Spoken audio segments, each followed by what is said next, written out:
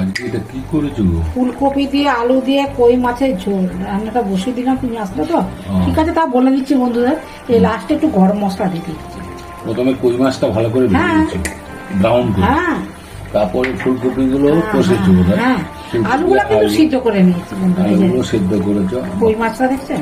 হ্যাঁ, আজকে কর্তামশাই কই মাছগুলো খুব বড় বড় নিয়ে এসেছে। অবশ্য এইটা খাবার ফুলকপি দিয়ে আলু দিয়ে ঝোল খাবার জন্য। এনে চান করতে ঢুকে গেলাম, তুমি তখন এটা বানিয়ে দিয়েছো। এই যে এই যে এই যে কই মাছ, একটু টমেটো দিয়েছো দেখছি, হ্যাঁ বড় বড় সাইজের পেয়েছিলাম দেশি কই। আর আমি কিন্তু পুরানো আজকে মাছটা একটু রসুন পেঁয়াজ টমেটো শুকনো লঙ্কা জিরে আদা দিয়ে রান্না করেছি, মানে কষিয়ে বসিয়ে রান্না করেছি। হ্যাঁ আচ্ছা আচ্ছা আচ্ছা। ফুলকপি দিয়ে খাবারটা বেশ সুন্দর হয়েছে। হ্যাঁ কাশ্মীরি ফুলকপি লঙ্কা দিয়ে কই মাছের ঝোল। হ্যাঁ বাহ, রান্না কিন্তু হয়ে গেছে, বুঝলি রান্না হয়ে গেছে কমপ্লিট। হ্যাঁ আমি তো অনেকক্ষণ ধরে কষাচ্ছিলাম, জল ঢাললাম। ঠিক।